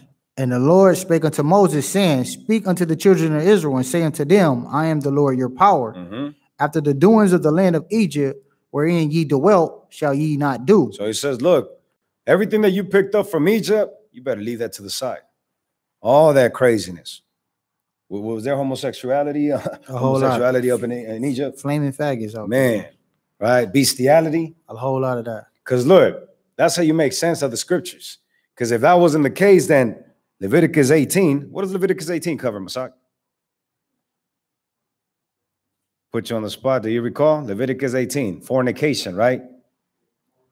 Immoral sexual conduct. All this bestiality, homosexuality, the stuff that our brothers love out there, Incest. Threesomes, orgies. Talk about, oh, I could have more than one wife, boom, this, that, and the third. Nah, man, the Most High said, do everything decently and in order. Decently and in order. Prostituting thy daughters, all that stuff. The Most High said, nah. That's what he says. After the doings of the land of Egypt, wherein ye dwelt, past tense, shall ye not do. Go ahead. And after the doings of the land of Canaan, whither I will bring you, shall ye not do. Mm-hmm. Neither shall ye walk in their ordinances. Go ahead. Ye shall do my judgments and keep my ordinances to walk therein. I am the Lord your power. Mm-hmm. Continue. Ye shall therefore keep my statutes and my judgments, which if a man do, he shall live. In them I am the Lord. None. That's it. So he's letting you know. Is there any in between with the Most High? Nah. He says either, look, you want life, you go ahead and obey me. If you don't, you already know the consequences. Because if we go back, look at what happened to these individuals. Let's go back to Exodus and let's get let me see. We left off right here. 33 and 27. 32 and 27. Exodus 32, verse 27. He said unto them, Thus said the Lord Yahweh of Israel, put every man his sword by his side, and go in and out from gate to gate throughout the camp, and slay every man his brother, and every man his companion, and every man his neighbor. Think about that though. Let's jump up and read a precept before that. 26. 26. Then Moses stood in the gate of the camp and said, Who is on the Lord's side? Mm-hmm. Let him come unto me. And all the sons of Levi gathered themselves together unto him. So then you're able to understand Maccabees, right? Mm-hmm. People be like, how did a priestly nation or the tribal priests come through and murk all these damn Grecians? It wasn't the first time, right? Yeah, maybe it was the first time against the Grecians, but look at here. This is cold right here, which is what I was talking about right now, the 2/3. So it says, who's down with the Most High? Get over here. Get on this side. All the Levites were like, we're with it. And then he said, make sure you gather him and get that sword right by your side. Mm-hmm. And go and do what? 27. 27. And he said unto them, Thus said the Lord Yahweh of Israel, put every man his sword by his side, and go in and out from the gate to gate throughout the camp, and slay every man his brother. His what? His brother. Literally, his brother, right? Think about that. That's how critical the Most High is. The power that we serve. It's for the kids. Once I said, oh, yeah, okay, your auntie keeps Christmas for the kids. Telling the Levites right now, look, all right, Ram, grab that piece and go chip it, man. Take them out. Kill them. Get rid of them. In this world, me like, what? For Christmas? It's because they were celebrating, what do you call it? Folly Day. Folly. Yeah. What do they call it? A holiday. Holiday. Yeah. right? A holiday. He's nuts. Nah, the Most High said, look, all of them that don't want to follow the Most High, come through. Take them out. He says, every man his brother, and what else? Every man his brother, and every man his companion, and your wife. Say your wife ain't down with it, take her out. Go ahead. And every man his neighbor. I said, and anybody else is amongst you that ain't down with this, take them out. Doesn't that sound familiar? Let's go to Luke 19 right quick. That's why I don't get it. Man, so many things that are so dumb out there. Are people, all these doctrines and heresies that they be pulling out. Christ didn't exist. Why you worship Christ? You put Christ before the Most High. And Christ and the Most High were in one accord, man. And this proves it right here. This and many other accounts. This and every other account, 19 and 27. Verse 27, but those my enemies, which would not that I should reign over them, bring hither and slay them before me. But imagine how we going to be in that state of mind or be able to even take that state of mind when we don't even understand Christ. Neither do we understand our history, that because of them building these molten images, our people look at it like, what? Because of this piece I got on? You know, our 10 tribes always slanging all these, you know, they call them escapularios, which is, I don't know how many saints they have. They have probably 5 saints for every day of the year. And they be out here slanging them. You see the statues of Malverde. That's the drug lord or the drug god. They out here, you know, drug dealers have this statue of Malverde. Pretty sure y'all seen it, you know, and they worship that statue. They have the Santa Muerte, which is the holy death. That's another doctrine. That's another thing that they follow. Yeah. You mean to tell me just because I have this image right here, I'm going to get put to death? I'm not telling you. I'm reminding you. It's happened in the past. Christ said it for the future. If you don't want me to reign, hey, all my servants come through and slay them before me. It's not that critical. You think it is that critical. It's not that difficult to understand. You know, the Most High is not playing. Either you hot with them or you cold. That's what Moses said. Whoever's down with the Most High, get on my side. Now go ahead and get your daggers, get your swords, and go kill all these individuals that are not with them, that are against them. And what was the sin they committed? Idolatry. Idolatry. They put together these molten images. And again, when we go to idolatry, be like, oh, well, I don't have a cow. I don't have a calf. I don't have this, that, and the third. You are here chasing a Rollie or whatever, chasing your Jordans, trying to get, you know, the new pair and all that, going out your ways, perhaps breaking the Sabbath to get the house of your dreams or the car of your dreams. That's idolatry. Trying to save your husband, trying to save your wife, trying to save your kids. And then you completely forget about the Most High. You put them before the Most High. That's idolatry. That's why Yahweh Shai said, look, I'm not coming here. I'm not here to bring peace. I came to divide. So he says, you know, people don't understand that. Like, Christ is all love. No, Christ is just. He's a just power. He's following whatever his Father instructed him to do. So in that sense, if this brother ain't down with the Most High, then guess what? We can't, there's nothing that we could agree on. Yeah, we go to work, we're co-workers, cool. That's it. But why am I going to deal with this Jake when I got a whole flock of Jakes, you know, that I could really, you know, grow with? Makes no sense. But that's what our forefathers were doing back in the day. So let's continue on. Let's get let's go to Exodus 20 so we could understand. Although I already talked about it, but let's get it from the book. Exodus 20. Yeah, Exodus 21 and 1 through about 5. Exodus 20 verse 1. And God spake all these words, saying, I am the Lord thy God, which have brought thee out of the land of Egypt, out of the house of bondage. Thou shalt have no other gods before me. Thou shalt not make unto thee any graven image, or any likeness of anything in heaven above, or that is in the earth beneath, or that is in the waters underneath the earth.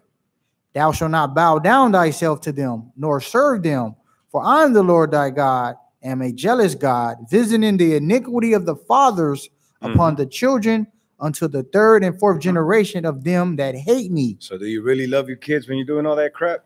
You don't love them. You don't love the generation that they're going to have, their generation and their generation. Damn. If we understood this, hell no. Christmas, man, I got, like brother said, Purim. Why am I going to sweat that? Because some gifts? Oh, no, because the family comes together.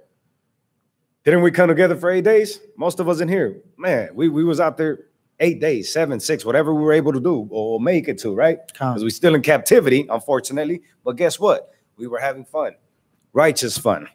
We didn't have to worry about, you know, a sister ending up pregnant from some, you know, Jake acting a fool or whatnot. Somebody pulling out a piece and shooting up the spot. You know, somebody drugging you out and drugging you up or whatever. None of that. Tainted food. You had those worries? Nah. None of that. None of that. Calm. 8 days. They're happy because they had the 5th, 24th? Oh, because of some gifts? Man, you can give gifts throughout the year. He said, man, cast lots when you read about, you know, Purim and so forth. So you guys got to come out of that mentality, because that mentality is a mentality the slave master gave you. Out here happy because you got 1 day. Out here following the day that he tells you to come together.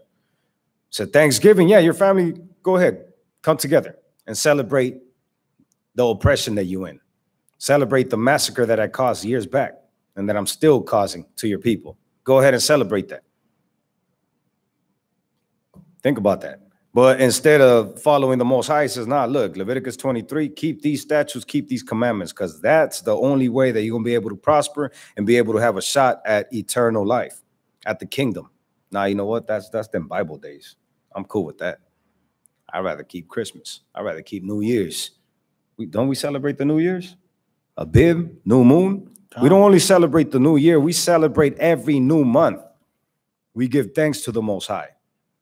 And then the one funny thing that you might be out there looking, you know, at and these jakes that, oh, I used to be a Hebrew Israelite. Be like, yeah, but it's not the same. No, the way they keep things is not the same. It doesn't have the same effect as the, you know, the worldly events. Of course not. It's in righteousness. But if there's something that you're lacking, let's say from the world, anything in the world, Jake's got music, right? You have music, you have poetry. Huh. Music, poetry, all of that, even from the beginning, it wasn't the way it is now. It had a message. You have many genres amongst Israel. You have salsa, merengue, you have cumbias, you know, banda, corridos, rap, soul, jazz. If that's what you're talking about, if that's what you're missing, why don't you create it? It's our people making it anyway, right? Right. So why don't you create that? Whatever you're missing in the world, so like whatever you're missing in the world, create that and bring it and add it to the nation in righteousness. Because I feel like that's something that our people look at sometimes, you know, like, oh, it's not even the way it was out here, the way we had it out there. It's like, well, then just make it happen then. A lot of people just sit back and talk a good talk, but never come forth with actions, you know. So think about this, Israel. So going back, it says, what did we leave off? Oh, Verse 5. Verse 5. So visiting the iniquity, right, of many generations. Continue on. Verse 6, and showing mercy unto thousands of them that love me and keep my commandments. So is he a balanced and a just power? Huh. He says, those that love me, man, I got you. Those that hate me, I'm gonna come through and visit the iniquity of those that hate me till the 4th generation. So again, read 7, huh?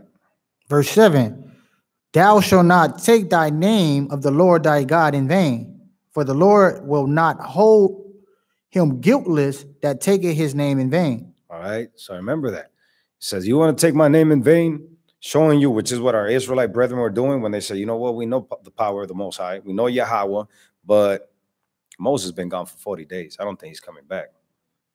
You know what? Let's build these molten images and bow down to them. And whatever power the Most High had, now, you know what? We're going to give it and transfer it to these damn things that can't do nothing. It's like me worshiping this right here. Or any of these items right here. How is that? Right? But that's what our people go ahead and do. Instead of following through with the laws, the statutes, the commandments of the Most High, they rather follow a religion or whatever else, you know, that they want to set up as a power. Let's go ahead and get Exodus 33:26. Exodus chapter 33, verse 26. 26. Hold on. No, it ain't no 26. Yeah. Like now we read that already. It was 32 and 26. Tripping. Let's get let's see. Go to Deuteronomy. Deuteronomy 4. It's the book of Deuteronomy, chapter 4.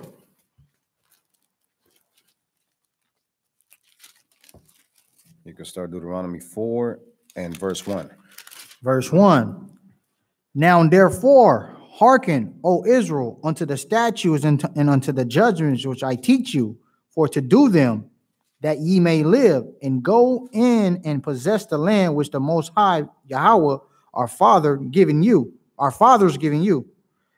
Ye shall not add unto the word which I command you, neither shall ye diminish out from it, that ye may keep the commandments of the Lord your power, which I command you. But imagine, how are we going to be able to do what he's telling us right now? He says, do not add to it, do not diminish from it. But if we're not doing what Revelations 1 and 3 is constantly telling us, what does Revelation 1 and 3 say? Blessed is he that readeth. We don't read. How are we going to be informed of what it is that we need to be doing?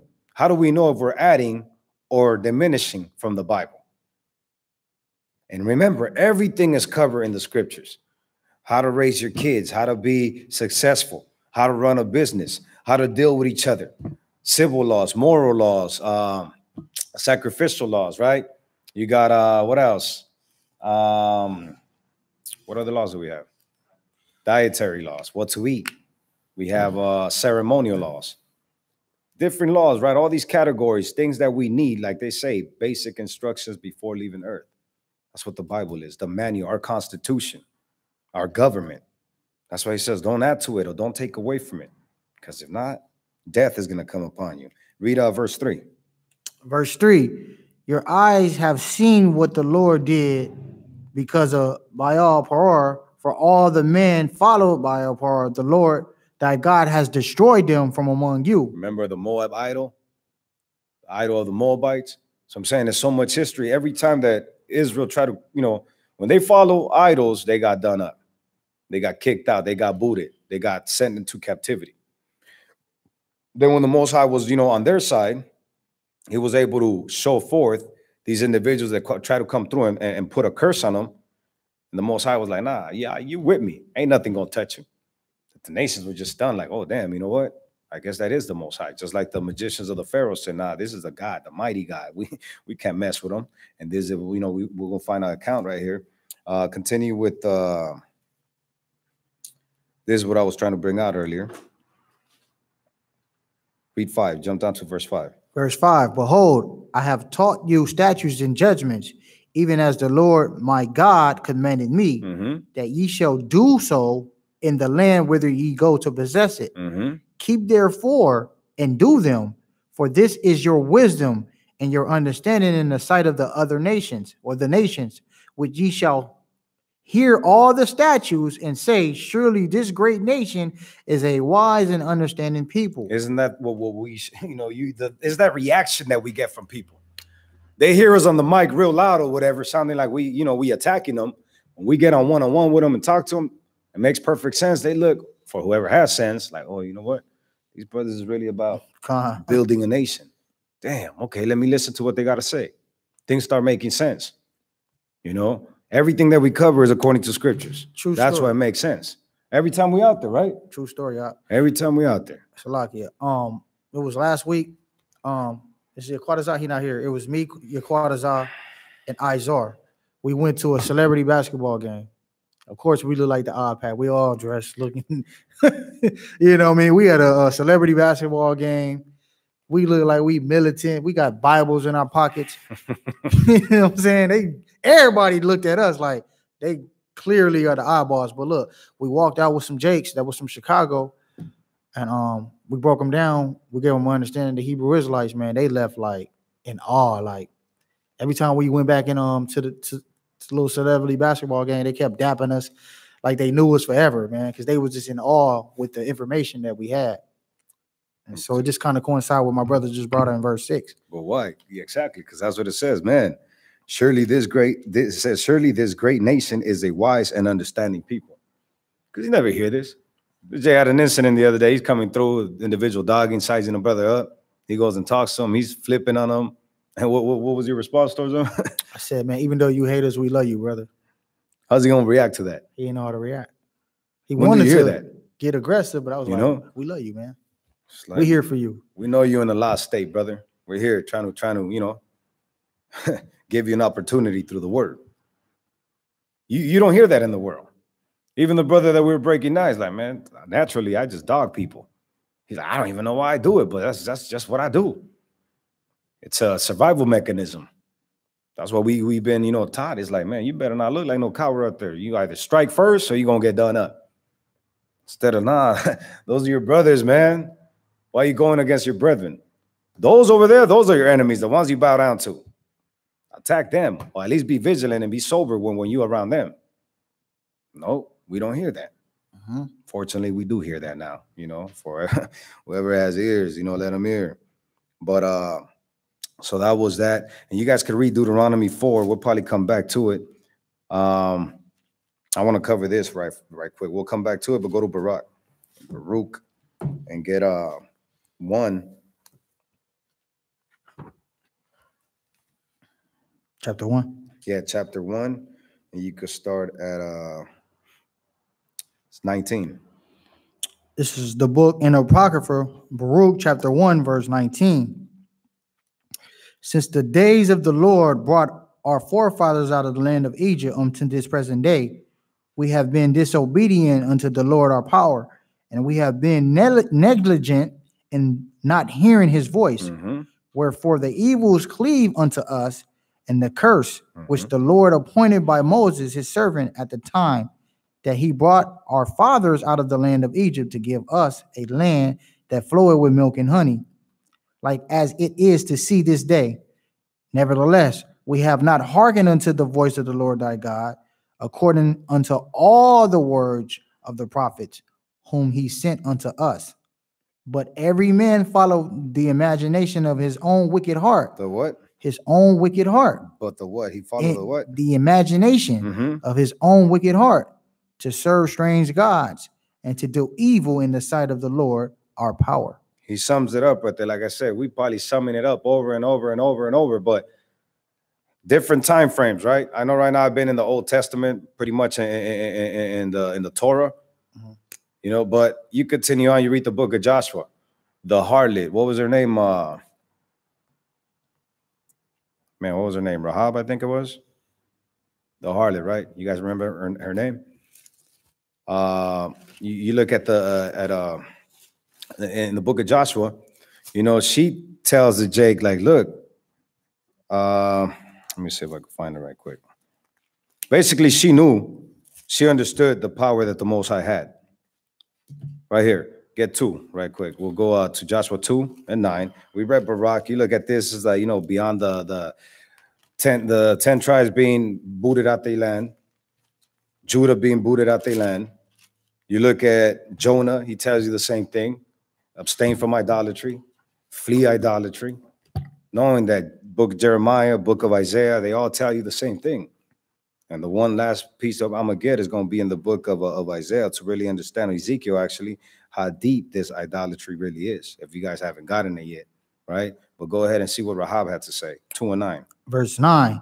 And she said unto the men, I know that the Lord had given you the land, and that your terror is fallen upon us, and that all the inhabitants of the land faint because of you. Think about it. They just showed up to this land right here. She's telling them, like, look, we know what it is. We see you guys coming. We know the history. We heard about the Egyptians, how the Most High did them.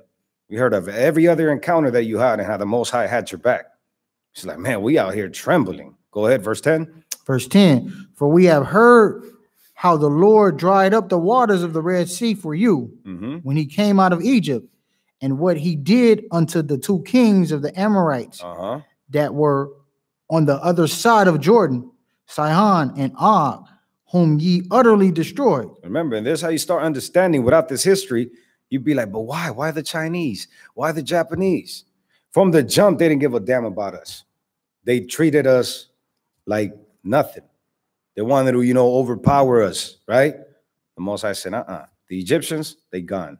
These Amorites, they also done. All these individuals that want to mistreat you, I'm showing you that I'm the power and they're not going to touch you. So this individual right here, she's like, look, I know what it is. I know what time it is, and I'm not going to try to mess with you. It says at verse 11, get 11. Verse 11, and as soon as we had heard these things, our hearts did melt. Neither did there remain any more courage in any man because of you. For the Lord your power, he is God in heaven above and in earth beneath. Recognizing that the Most High power, remember, God is just the power. They're saying the God that you guys follow, the power that is with you guys, he is the ultimate power. Our gods ain't going to be able to do nothing against him. So guess what? We bow down. Whatever you want me to do, I got you. Let's jump to, you guys could check out, let's go to Judges. Judges 2. Book of Judges, chapter 2.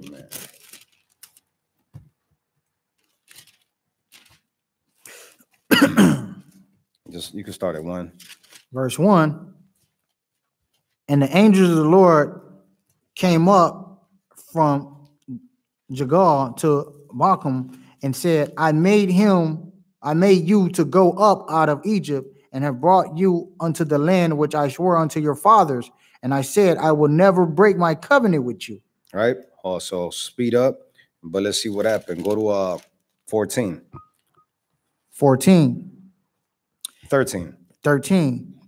And they forsook the Lord and served Baal and Ashtoreth.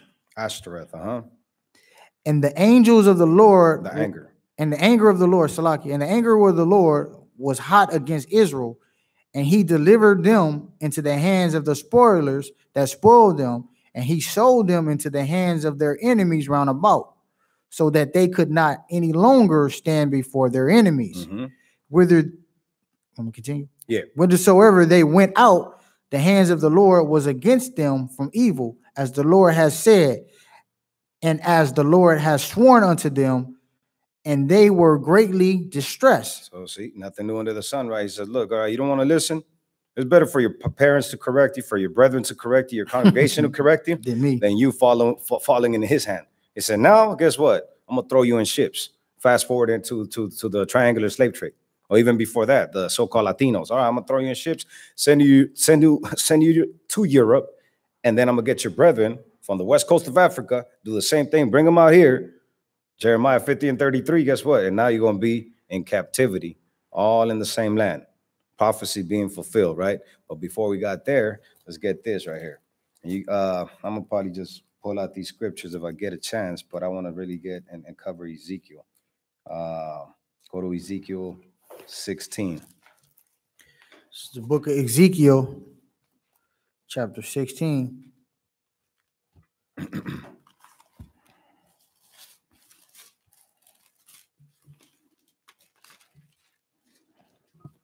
You can start at 1. Verse 1. Again, the word of the Lord came unto me, saying, Son of man, cause Jerusalem to know her abominations. As I look, if I haven't reminded them enough with all these captivities I put them through, call them through and remind them. Remind them about their sins, their abominations. Go ahead. Verse 3. And say, Thus said the Lord Yahweh unto Jerusalem, thy birth and thy nativity is of the land of Canaan. Thy father was Amorite, and the mother an Hittite. People get confused, right? Like, what? The land of your nativity was Canaan. Thy father was an Amorite, and thy mother a Hittite. Let's see why he's saying this. Go ahead. And as for thy nativity, in the days thou was born, thy navel was not cut, neither was thou washed in water to supple thee. Thou was not salted at all, nor swaddled at all. So he's basically saying, look, you really didn't have understanding of who you were meant to be, right? And you were acting and conducting yourself as these other nations, these heathen nations. So we fast forward and he says, verse 6, let's see what he did with us. Verse 6, and when I passed by thee and saw thee polluted in thy own blood, I said unto thee, when thou was in thy blood, live ye, live, yeah. I said unto thee, when thou was in thy blood, live. Right? So when we were out there persuaded by all these other nations, like, nah, I got you out of that situation and gave you life, right? I brought you back to who you really are, which is these ornaments, right? These excellent ornaments that he chose for us to be. Go ahead. Verse 7, I have caused thee to multiply as the bud of the field, and thou hast increased and waxen great, and thou art come to excellent ornaments by breast and fashion, and thy hair is grown, whereas thou was naked and bare. So naked and bare, we didn't understand who we really were, right? We didn't have the vesture that the Most High was to place on us, right? That righteousness. So he continues talking about all that. He says he clothed us with his skirt, he covered our nakedness and so forth. And then, but this is what happened. Instead of trusting in the Most High and how he had gotten us out of, all them situations, we did this. 15. Verse 15. But thou didst trust in thy own beauty and playest the harlot because the what? The harlot. Because of thy renown and renown. Renown and pourest out the fornication of everyone that passed it by. So he's saying, so instead of trusting in what I gave you, you got caught up in your, beauty and in your fame, which is what our people do, right? You get a little bit of fame. Oh, you think you're ruling the world. You out here, it's just about me. I was even talking like birthdays. Sometimes we make birthdays such an idolatrous situation because it's all about me. It's my birthday. It's my birthday. Better not ruin my birthday. Did you ever say throughout that day, the Water Father, for giving me another year, another shot? Please hold me down. Give me enough time for me to get it right. No, it was all you the whole time. You didn't get a present. You pissed off at somebody because they didn't remember your birthday. But when did you remember the Most High? So it's like instead of trusting in the Most High, you trusted in your beauty. And guess what? You played a harlot. You poured out your fornications, right, to everybody that passed by. And I'll read 17. Verse 17. Thou hast also taken thy fair jewels of my gold and my silver, which I have given thee, and madest to thyself images of men, and didst commit whoredom with them, and tookest thy border. That was cool. That was cool. So it says thyself images of men, and did commit whoredom, right, with these things, with these images, with this idol, with all these idols and so forth. You continue on, read 36.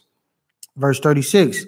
Thus said the Lord Yahweh, because thy filthiness was poured out, and thy nakedness discovered through thy whoredom with thy lovers, and with all thy idols, and all thy what? Idols of thy abominations, and by the blood of the children which thou didst give unto them. Remember, we were, Moloch, for example, you were offering your kids. Our ancestors were offering our kids unto these individuals, unto these idols, unto these no gods. People be like, oh, well, I'm not doing that. I'm just celebrating Christmas. Okay, so celebrating Christmas. What's the origin of Christmas? Nimrod, Tammuz, Semiramis. You go farther back, what were they doing? They were having orgies. Little kids were being raped. This, forth, this. All these things were going down, and this is the origin of whatever you're keeping and celebrating in these present times. So how are you going to tell me you're not offering your kids to the same gods?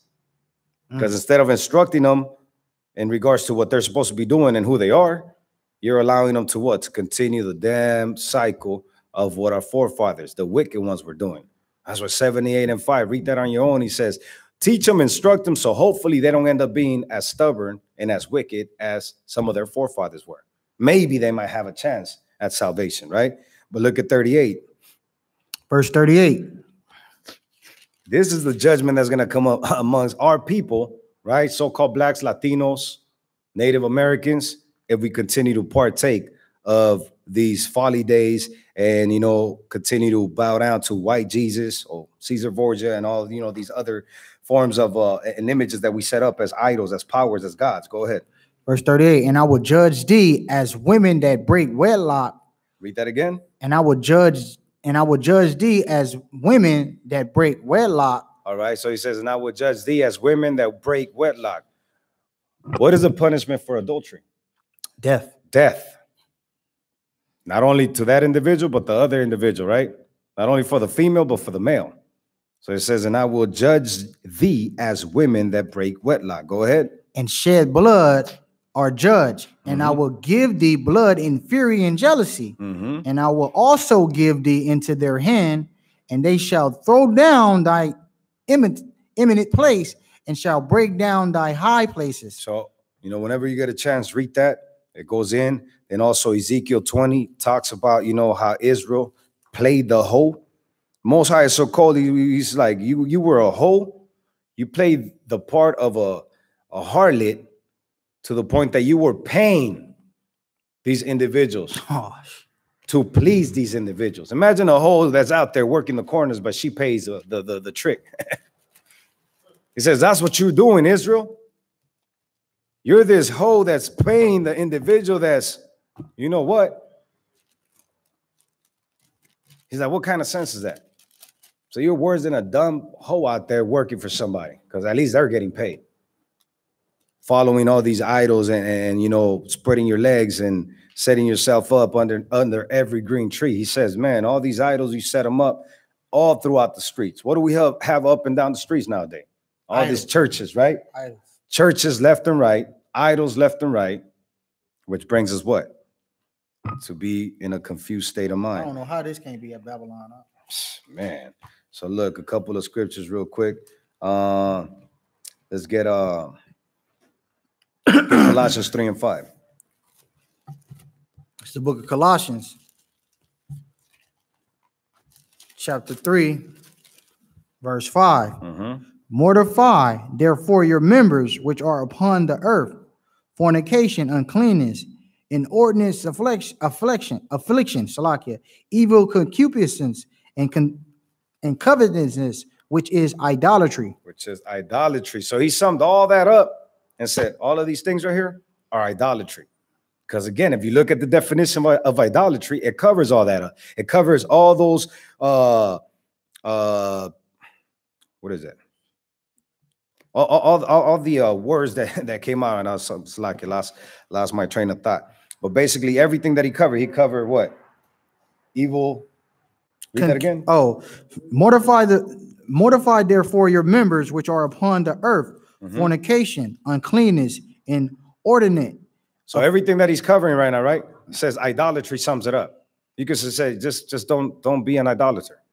It says, because all that idolatry consists of all these things that we just read about. That's right. Let's go to 1 John 5 and 21.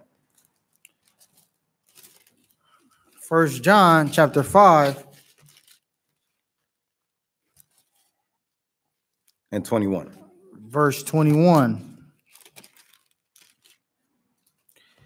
Little children, keep yourselves from idols. Amen. You hear that? It says, little children, keep yourselves from idols. There's another one. You could take 1 Corinthians 10 and 14. It says, flee idolatry, right?